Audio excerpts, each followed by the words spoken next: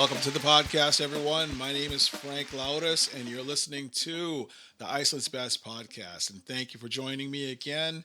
And I'm just going to get right into it. The last time I spoke to you guys, I said that I was going to read some questions, and that is exactly what I intend to do. So, without any further ado, I'm just going to jump right into it. Like the first question is, which is better, the Blue Lagoon or the Sky Lagoon? Now, to me, the Sky Lagoon is, the Blue Lagoon, they say is a little bit more touristy than the Sky Lagoon. And, in my opinion, you're a tourist. What are you going to do? You're going to go to the Sky, you're going to go to the Blue Lagoon. Go, you know, check it off your list. Um, Now, the Sky Lagoon is a little bit cheaper. And I'm just getting my other little thing ready here. Uh, yeah. So Sky Lagoon is a little bit cheaper than the Blue Lagoon, and but then there's also the Hidden Lagoon, and then that's a little bit cheaper than the Sky Lagoon. But and they all three are great. Now you have other hot pots, as they call them here in Iceland, places you can go. There's one that has no name, and it's just on the side of a road out in the east of Iceland near Aelstadr. And someone told us about it, and we drove up to it. There was a place to park, and you basically just change out in the open in front of God and everybody, or you just have your swim trunks or whatever on under, and then you just strip down to that and just leave with a towel. But yeah, so they're all over the place. Definitely so do both, do all three. Do the Blue Lagoon, go to the Sky Lagoon. The thing about the Blue Lagoon is halfway between Keflavik and Reykjavik. So quick side note: when you fly into Iceland, you're flying into Keflavik, which is 45 minutes away from Reykjavik. Now, a lot of people don't know that. Now you do. And then the Blue Lagoon is halfway. So if you're staying in Reykjavik and you want to go to the Blue Lagoon, if you have a car, no problem. But if you're not, if you're doing all your sightseeing via, tour bus, that could be not problematic, but it's just one extra step to get back to the Blue Lagoon. All right, so that was an easy one. Um, Now, next question. How many days does it take to tour the entire island? Which is a really good question. In my opinion, I say at least 6 to 10 days to really get the entire experience. You really want to, yeah, that's what you want. You want to leave, excluding your travel days, of course. So you savvy travelers, um, your travel to and from days, you exclude that out of your tour time. All right, so you know because coming to Iceland, you basically lose a day. You start like if you're, especially if you're flying from, New York or Boston, you leave, you're leaving in the afternoon and it's overnight and you're 5 hours ahead. Iceland is 5 hours ahead, four in the summer, five in the winter. And depending on if you're Central or Eastern time, you're 4 or 5 hours ahead. Long story short, in the morning, you're going to be tired. You're going to be really tired. And pro tip, pro tip, get that extra day. Get that extra day. Get your hotel room. Get one extra day, and then what you do is in the morning, if when you get through the airport, as soon as you make it through, sooner you get your car and get to your hotel room, the sooner you can get something to eat, get a shower, and get a nap.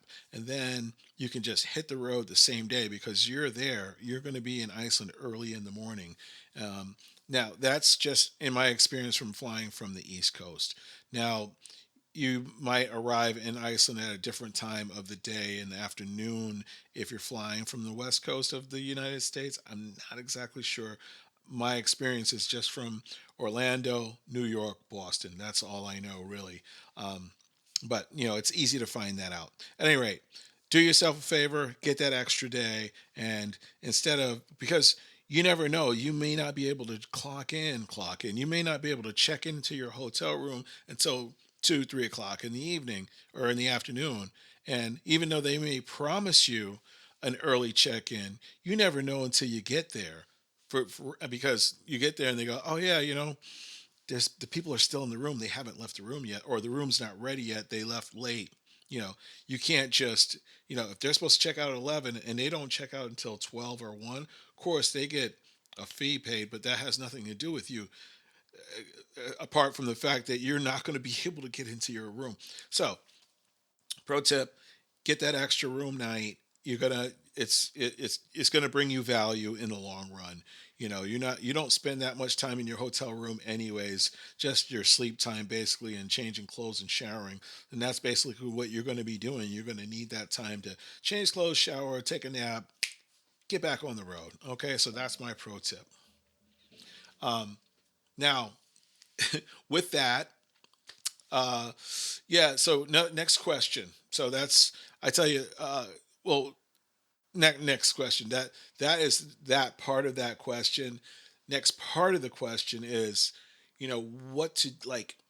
I tell people, get 1 or 2 nights in Reykjavik, then get a couple of nights in on the south coast, which is in Vik, which is about 4 hours away. Now, if you get a room there, then that's your jump off point to go to the rest of the island or go to the east side of the island. Now, the big glacier, which is it's called Vatnajökull, and it has the glacial lagoon, and a lot of people want to go see that, and I highly recommend that you do go see that. Um, but if you're traveling, you don't want to do that in a day trip from Reykjavik. It's too much driving. It's way too much driving. Now, if there's 4 or 5 of you traveling together and you're all drivers, okay, do it in a day, yeah. But there are only so many hours in a day, and there's a lot to see between Reykjavik and that big glacier. So Vik is sort of halfway between Reykjavik and the big glacier. So you want to couple of nights Reykjavik, couple of nights in at least one night in Vik, and you can see every part of that part of the south coast, the black sand beach, Reynisfjörður. Um, you have waterfalls over there, Skogfoss, Skaftafell, Seljalandsfoss. You know, the plane wreck that's on the black sand beach. I also recommend getting an ATV tour. I'll talk about that in another podcast. But so, and then so the east side of the island is Eilstaðir. Get a couple of days there in Eilstaðir, and then you can see all of in a couple of days you can see all the fjords over there on that side. You can drive all the fjords. You can go to a small town called Seyðisfjörður, and it's really nice. You can hit the highlands from that side and up to Mývatn. There's a lot to see up there. And then, in the north, which is like right here. This is Akureyri is up there. So Reykjavik is here. And if you were going down the south coast, you would go this way. For those of you that are watching on YouTube, you're seeing me point at the map that's behind my head. And this big white part right here, that's the big glacier right there. So from Reykjavik to that big glacier, that is like that's a at least a 5 hour drive. All right. You don't want so I already spoke about that.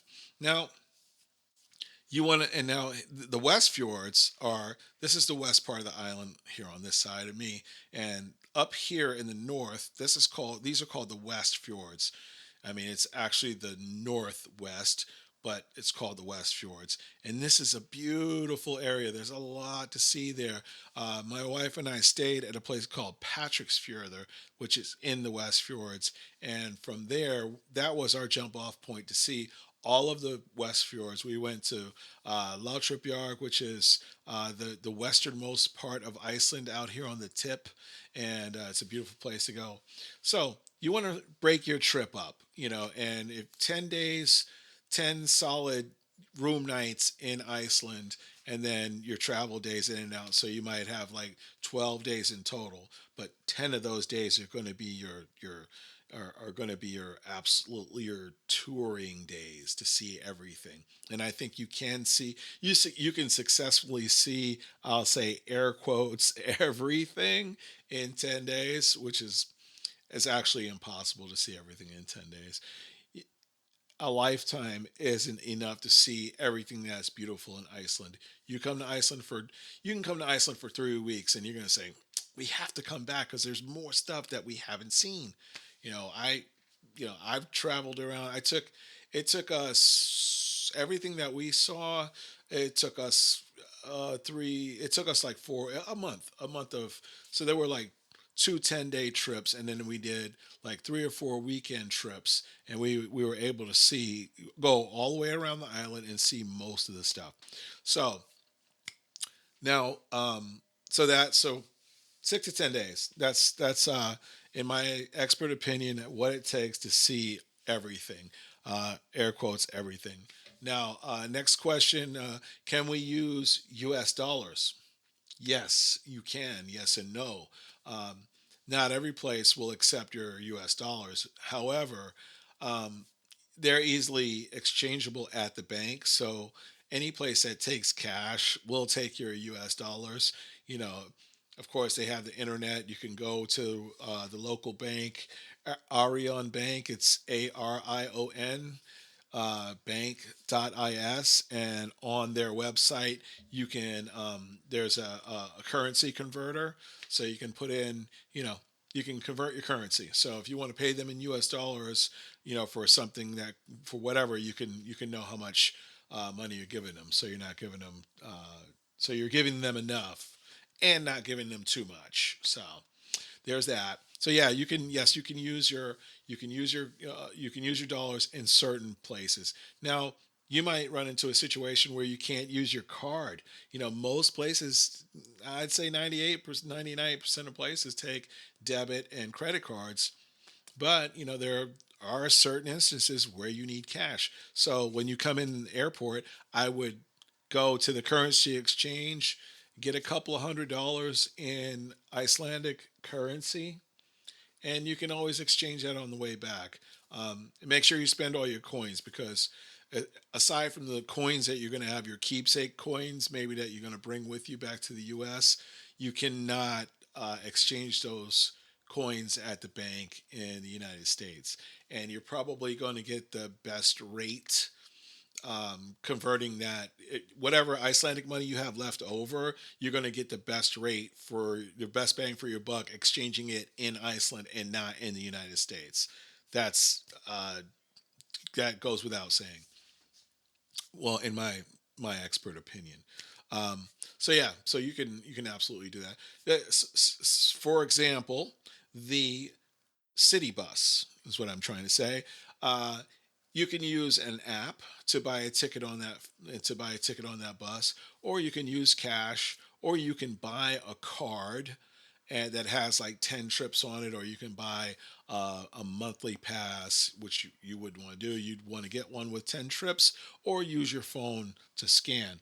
Now, some people have a problem with their phone. Some people don't buy the data, and they have to rely on Wi-Fi wherever they go with their phone. Um, I Here's another pro tip.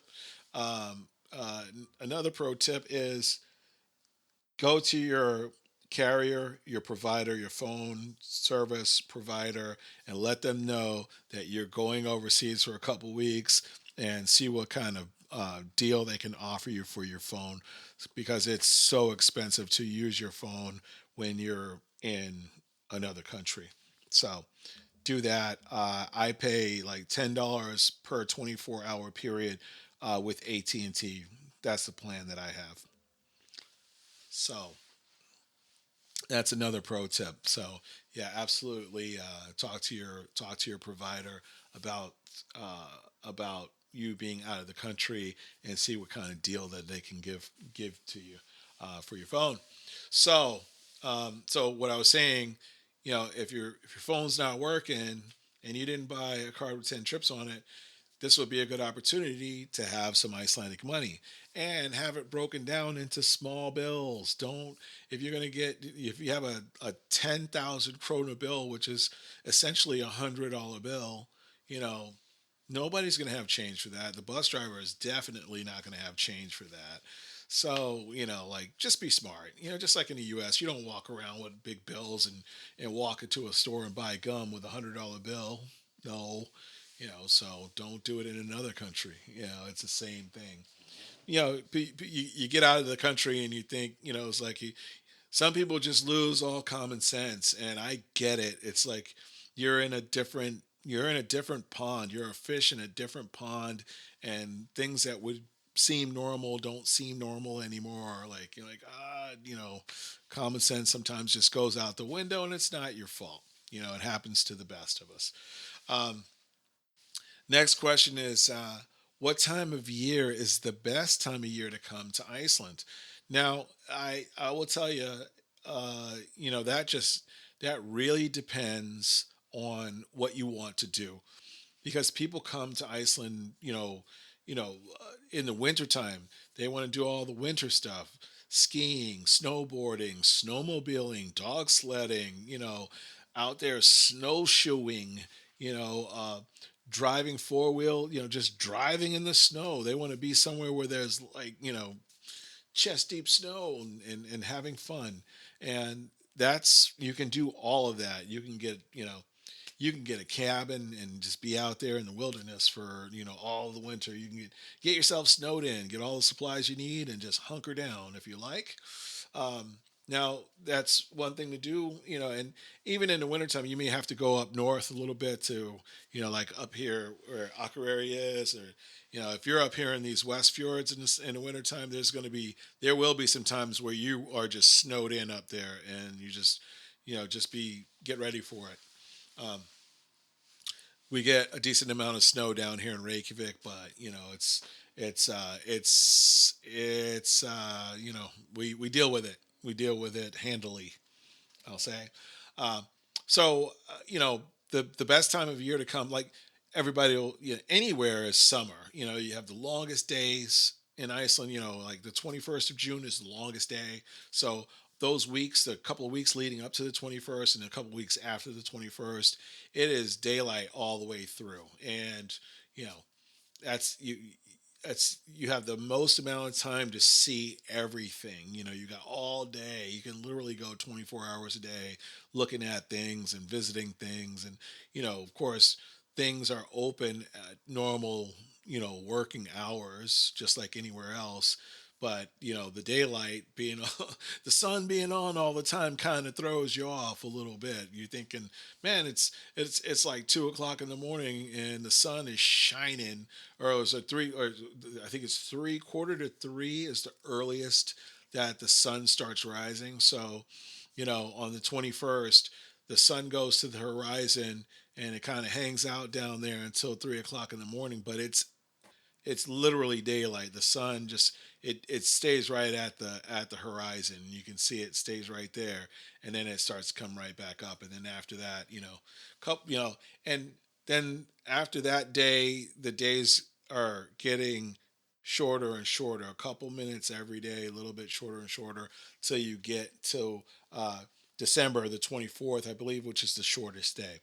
So come in the winter, and now your off months, yeah, like January and February, I don't really recommend coming in January and February, because those are really stormy months. It's really, unless you're coming for wintry, activities, winter activities. Yeah, absolutely, come in January, February. But if you want to come when it's a little bit more temperate weather and it's off season, your rooms are cheaper, your rental car is cheaper, everything is, your flight's going to be cheaper. Come in, April or May, or after, like, so not June or July. So June, July, peak months. Even August is a peak month. But September, the weather's still good. You still got a decent amount of daylight, and it's still not getting dark until 8:30.